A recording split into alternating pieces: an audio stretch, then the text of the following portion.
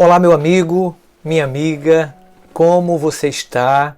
Eu espero que as bênçãos de Deus possam estar sendo derramadas sobre sua casa, tá?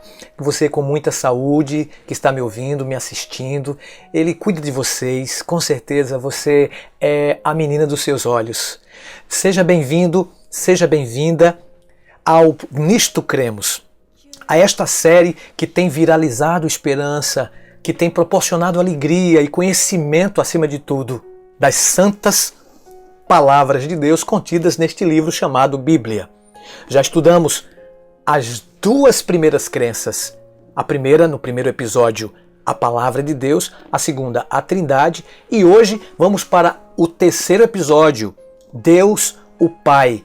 Das 28 crenças que fazem parte da Palavra de Deus, já estamos na terceira. Antes de estudarmos nesse momento a terceira crença da Palavra de Deus, eu gostaria que você nos seguisse, tá? Nas redes sociais, no Instagram, no Facebook, no Twitter e no YouTube, Adventistas Rio.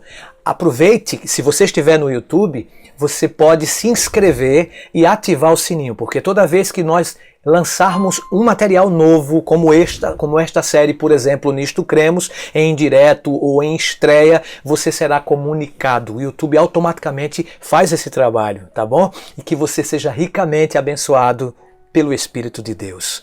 Antes de estudarmos a crença de número 3, o episódio 3, o Deus o Pai, eu gostaria de pedir a orientação divina para este estudo. Se você puder, feche seus olhos e ore comigo. Pai querido, muito obrigado por estudarmos a Tua Santa Palavra. Iremos abrir a Tua Bíblia nesse momento. Que todos nós possamos compreender as Tuas palavras inspiradas. Fica conosco, abençoe o nosso internauta, os que estão assistindo este vídeo, que a Tua graça esteja sobre sua casa e sua família. Pedimos-te agradecidos em nome de Jesus. Amém.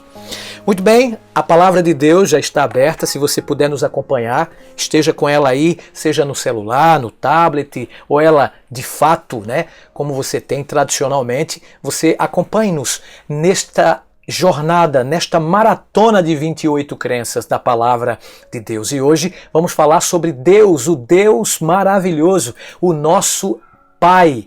Ele é eterno, Ele é o Criador, o originador, gente. Deus é mantenedor, Ele é soberano de toda a criação. Ele é justo e compassivo, clemente, tardio em irar-se. Ele é grande e constante em amor e fidelidade. Vale lembrar que as qualidades e os poderes manifestos no Filho e no Espírito Santo também são os mesmos deste Pai. O caráter de Deus é agora contemplado em toda a sua glória e seu maravilhoso nome é vindicado por todo o universo vasto. Deus Pai é frequentemente mal interpretado, mal compreendido, e muitos parecem conhecer muito bem a missão de Jesus na Terra, em favor da humanidade, né, que Ele morreu por nós, bem como também conhecido o papel do Espírito Santo no interior do indivíduo. Mas o que tem a ver o Pai com isso, com cada um de nós? Ele, em contraste com o gracioso Filho e o Espírito, parece estar bem distante, totalmente afastado, não é? Do mundo. O Senhor está ausente. Ele realmente é Deus amorável, Deus poderoso. Outros conhecem como o Deus do Antigo Testamento, um Deus vingativo, caracterizado pelo preceito olho por olho, dente por dente.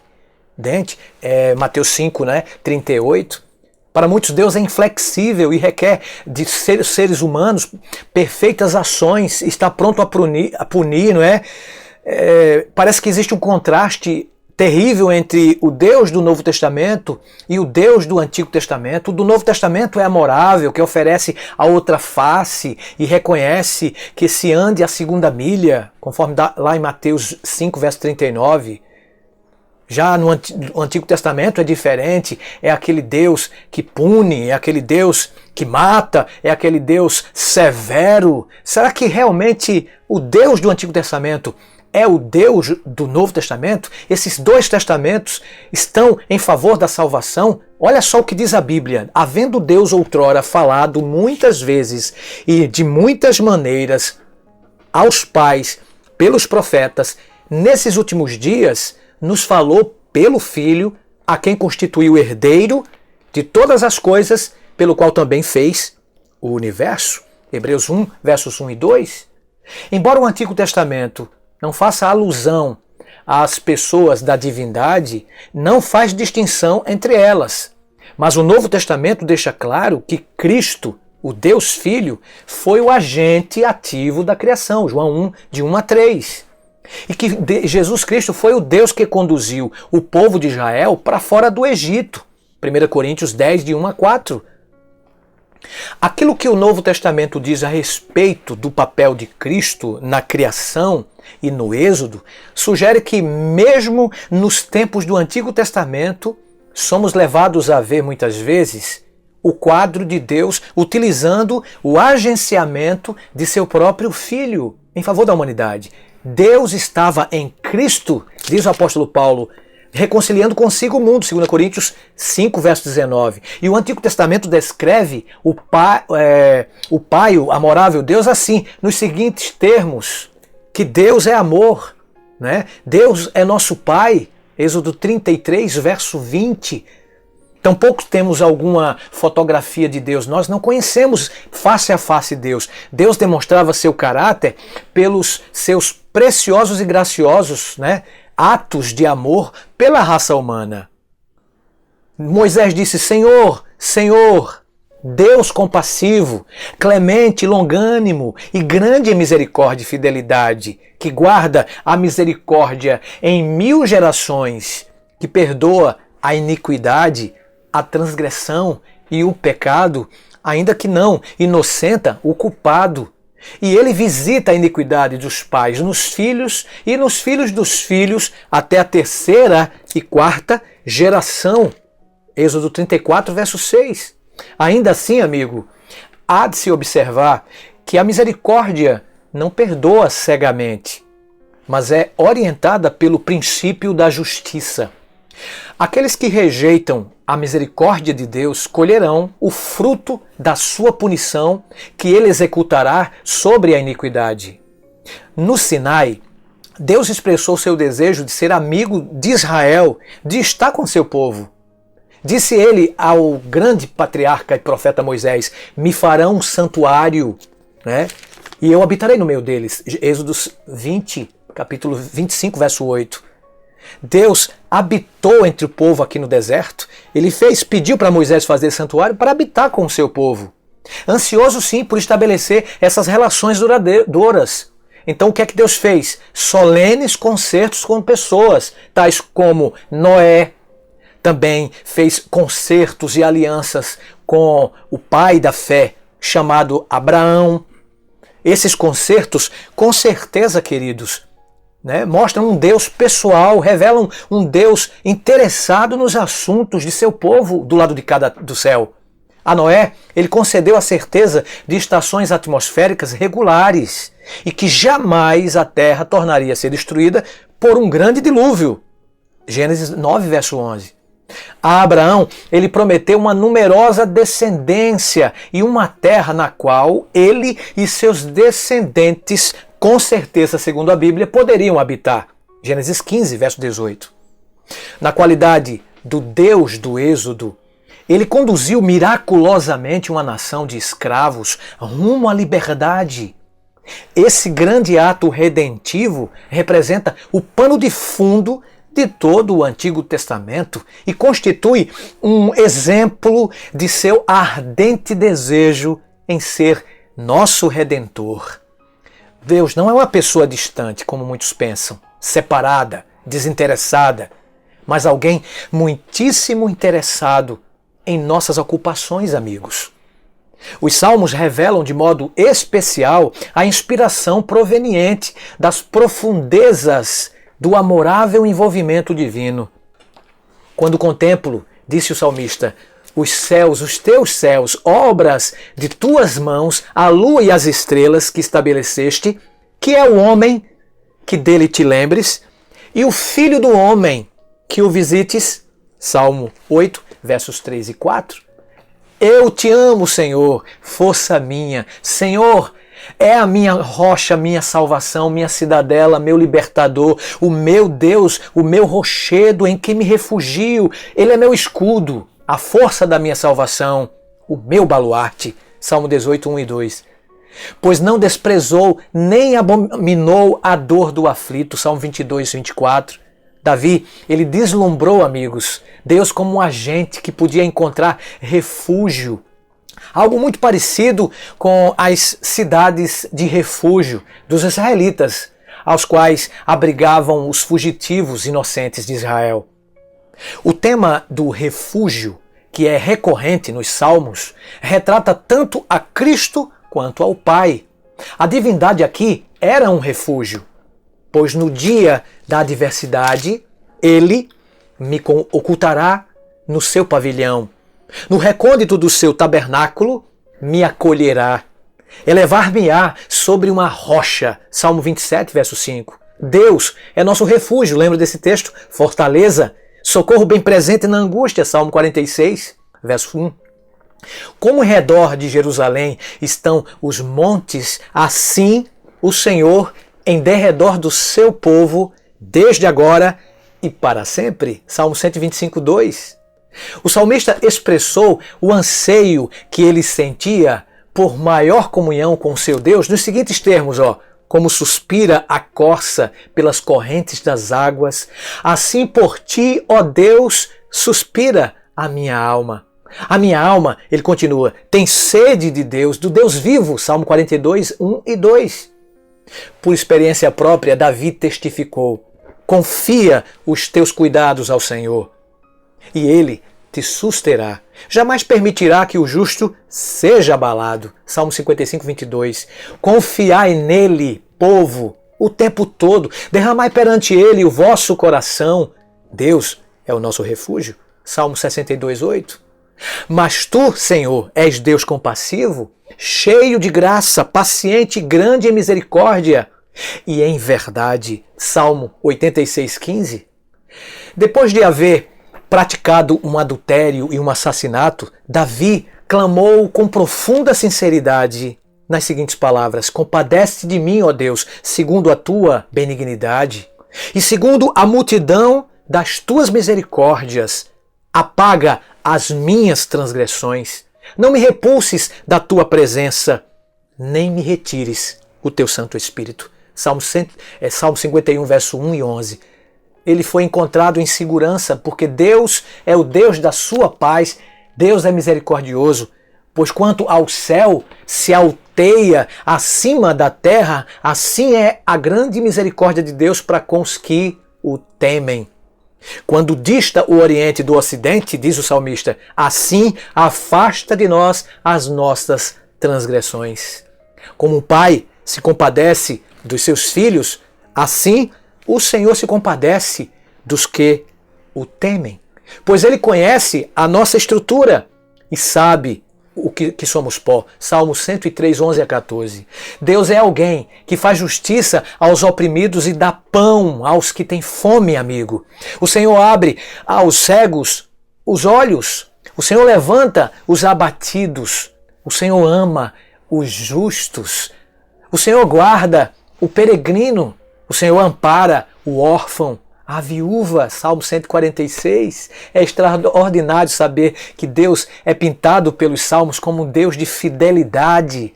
Um Deus a despeito da grandeza, de Israel, que vagueou afastado durante a maior parte do tempo, mas Deus sempre esteve com o seu povo. Deus é retratado como amando Israel de forma como um marido ama a sua esposa. Você sabe que o livro de Oséias salienta pungentemente a fidelidade desse Deus em face à flagrante infidelidade e rejeição por parte do seu povo.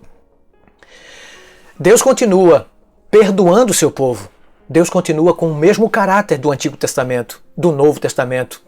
Embora Deus permitisse ao povo experimentar as calamidades decorrentes de sua própria infidelidade, na tentativa de corrigir os seus maus caminhos, os caminhos terríveis que Israel prosseguiu, o que é que Deus fez? Deus continuou com sua misericórdia. Ele ainda lhes assegurava: tu és o meu servo, eu te escolhi e não te rejeitei, não temas, porque eu sou contigo. Olha o que diz a palavra: não te assombres, porque eu sou o teu Deus, eu te fortaleço, te ajudo, te sustento com a minha destra fiel. Isaías 41, versos 9 e 10. A despeito desta infidelidade israelita, Deus ainda promete e nos ajuda e nos abençoa. Aquele que confessa a sua iniquidade, aquele que pede perdão a Deus, Deus promete dar vida, e uma vida eterna, se o nosso coração incircunciso se transformar, né? E assim Deus continua conosco. Deus sempre foi um Deus de amor, e mesmo Deus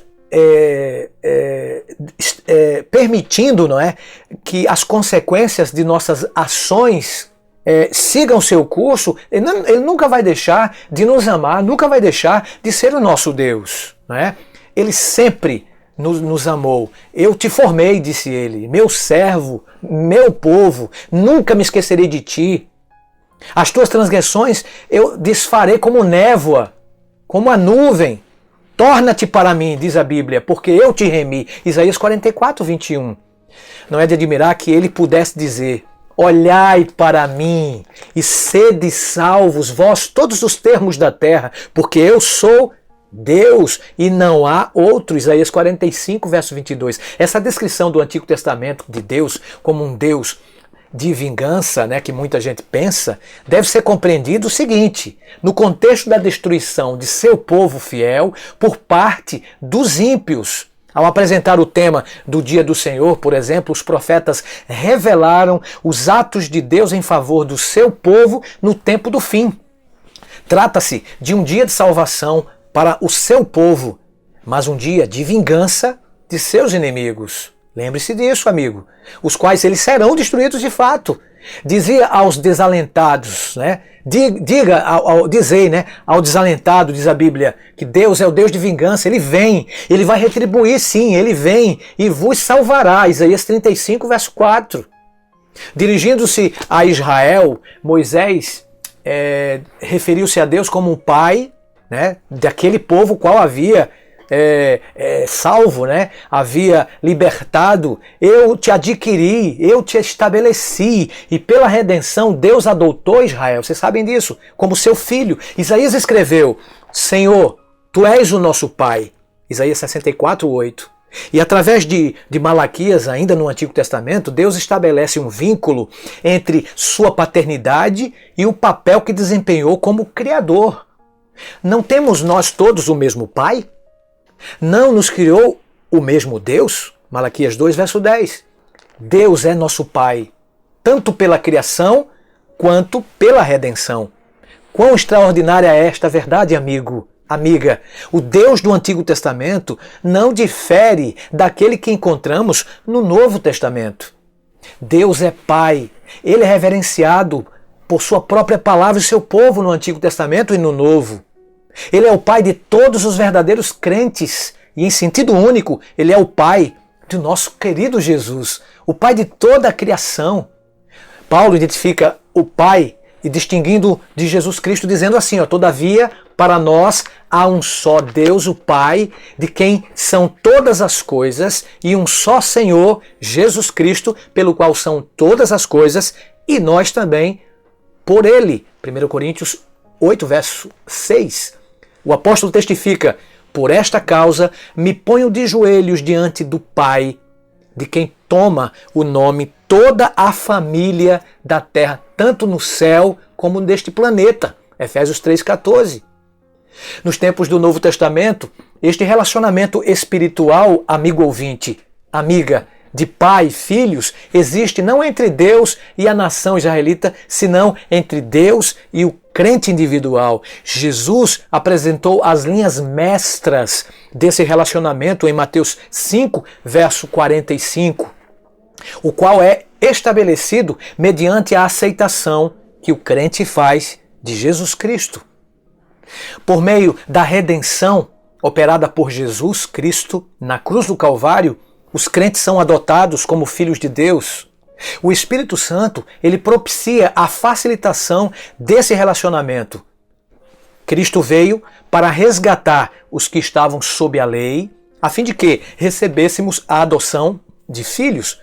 E porque vós sois filhos, enviou Deus ao nosso coração o Espírito de seu Filho, que clama, Abba, Pai. Gálatas 4, verso 5. Portanto, Jesus, o Filho de Deus, ofereceu a mais profunda visão do Pai, quando na qualidade de autorrevelação divina, se tornou em carne humana. João 1, versos 1 e 14. João declara, ninguém jamais viu a Deus, é verdade. O Deus unigênito, que está no seio do Pai, é quem o revelou. João 1, 18. Jesus disse, eu desci do céu. João 6, 38. Quem me vê a mim, vê o Pai. João 14, 9. Conhecer Jesus é conhecer o Pai, queridos. A Epístola aos Hebreus salienta a importância dessa revelação pessoal, dizendo, havendo Deus outrora falado muitas vezes e de muitas maneiras aos pais pelos profetas, nestes últimos dias nos falou pelo Filho, a quem constituiu herdeiro de todas as coisas, pelo qual também fez o universo. Ele é o resplendor da glória e a expressão exata do seu ser. Hebreus 1, 1 a 3. Jesus revelou seu Pai como um Deus doador. Nós podemos contemplar essas dádivas na criação, em Belém e no Calvário. Na criação, o Pai e o Filho agiram conjuntamente. Deus nos concedeu a vida, apesar de saber que isso conduziria, afinal, à morte do seu próprio Filho em Belém. Deu-se a si mesmo ao nos doar seu próprio Filho. Quanta dor, gente, experimentou o Pai Deus ao seu Filho amado vir aqui à Terra, nesse poluído planeta. Imagine o sentimento do Pai quando teve que contemplar Jesus estendido ali na cruz. O amor e a adoração aos anjos. Jesus deixou para vir aqui ser cuspido por pecadores, ser maltratado por homens vis. Contudo, o Calvário é o Calvário que nos propicia a mais profunda compreensão do amor de Deus. Ele, Jesus, sendo divino, sofreu essas dores, sofreu em morrer no nosso lugar. E este sofrimento foi muito mais profundo do que algum ser humano jamais poderia suportar. Deus, o Pai e Jesus Cristo sofreram na mesma medida, lembre-se disso. Poderia ter sido dado maior testemunho acerca do Pai? A cruz revela como coisa alguma poderia fazer a verdade a respeito do tema da morte de Jesus e deste amor do Pai. Ele disse, amai os vossos inimigos, orai pelo que vos perseguem, para que vos torneis filhos do vosso Pai celeste, porque Ele faz nascer o sol sobre os maus e sobre os bons. Sobre todos eles também vira a chuva. Será grande o vosso galardão, diz a Bíblia, e sereis filhos do Altíssimo, pois Ele é benigno até para com os ingratos e maus. Sede misericordiosos, como também é misericordioso vosso Pai. Lucas 6, 35 e 36. Ao baixar-se e levar, ao baixar-se aqui na terra e ter que descer a este vil mundo pecaminoso, Jesus simplesmente mostra para o mundo inteiro que Deus, o seu Pai, amava o planeta de tal forma que Ele veio para morrer no nosso lugar. Deus e Jesus e o Espírito Santo estavam interessados na salvação do ser humano. Deus e o Espírito Santo e o próprio Filho continuam amando a humanidade. E por isso eles três vão fazer o possível para nos dar a sua paz, a sua vida eterna.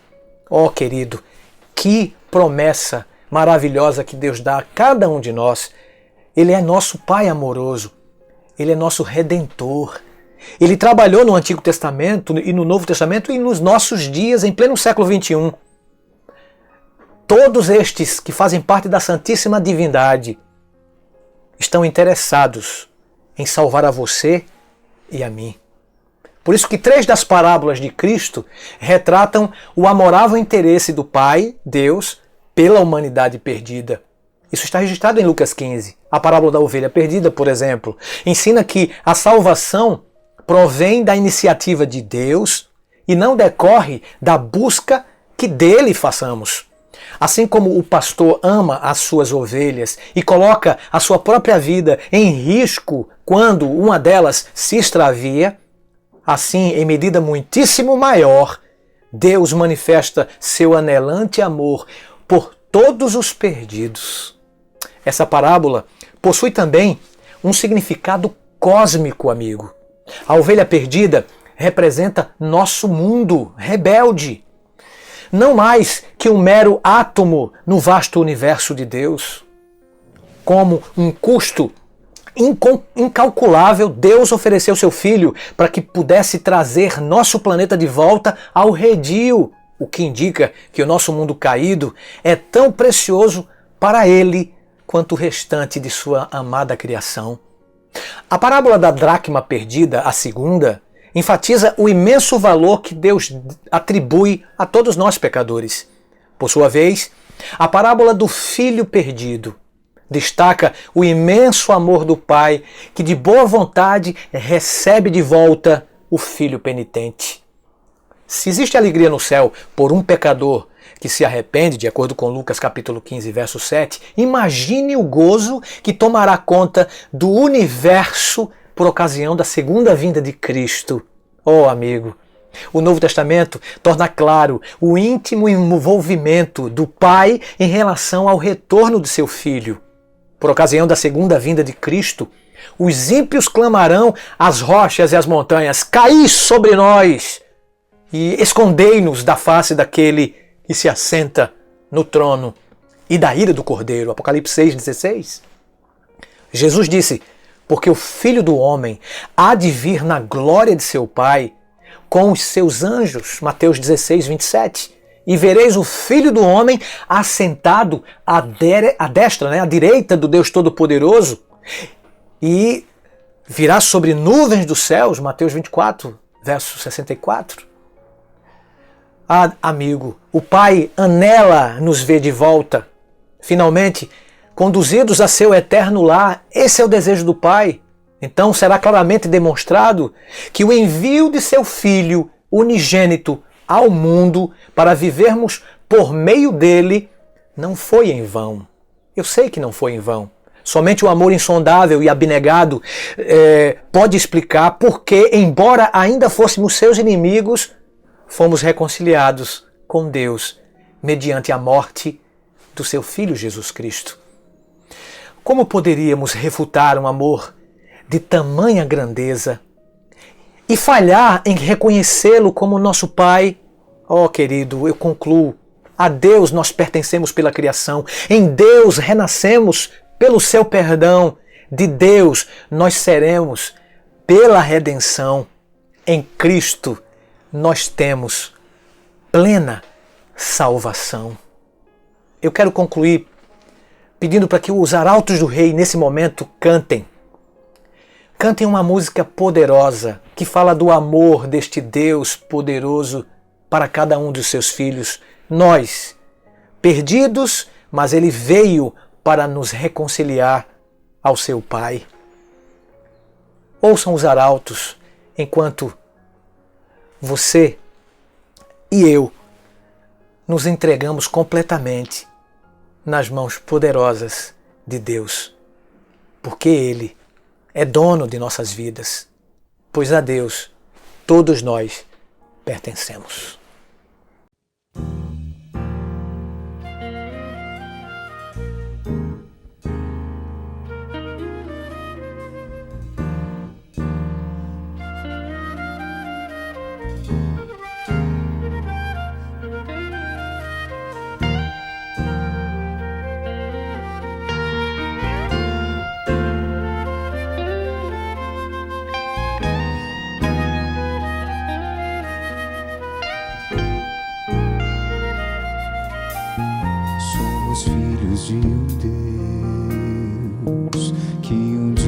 nos criou. Fomos salvos por Jesus, que na cruz por nós morreu. Somos templos do Espírito, que um dia nos tocou. Fomos sim justificados pela graça lá do céu. Só nos resta agradecer no viver a esse Deus, pela vida que nos deu, pelo preço que pagou. Como herdeiros da promessa, não devemos esquecer de entregar a Ele agora nossa vida que comprou. A Deus pertencemos pela criação, em Deus renascemos pelo seu perdão, de Deus nós seremos pela redenção. Em Cristo nós temos plena salvação.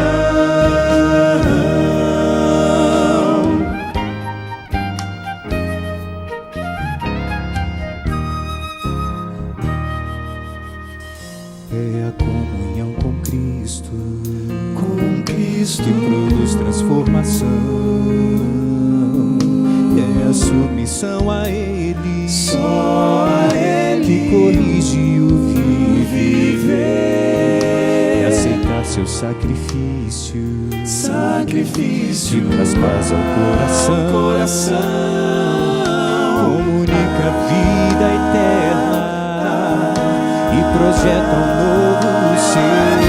E é pela obediência aos reclamos desse amor, é por frutos que mostramos que nós somos de Jesus. Pela fé nós aguardamos o retorno do Senhor, para buscar aqueles que o esperam em poder, em glória e luz. A Deus pertencemos pela criação, em Deus renascemos pelo seu perdão, de Deus nós seremos pela redenção. Em Cristo nós temos plena salvação. A Deus pertencemos pela criação, em Deus renascemos pelo seu perdão, de Deus nós seremos pela redenção. Em Cristo nós temos, em Cristo nós temos, em Cristo nós temos plena salvação.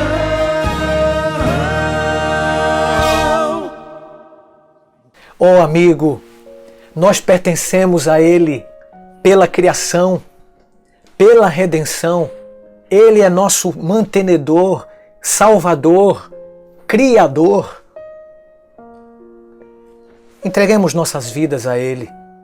Se você puder, feche seus olhos e ore comigo. Pai querido, muito obrigado, porque compreendemos hoje um vislumbre do amor do Pai para com todos os seus filhos, mesmo pecadores, desgarrados como ovelhas sem pastor, mas sempre o pastor Deus esteve em busca da ovelha perdida, que sou eu, que somos cada um de nós. Ó Deus, muito obrigado, porque Jesus veio aqui e por causa da vinda de Cristo, nós nos tornamos teus filhos segunda vez.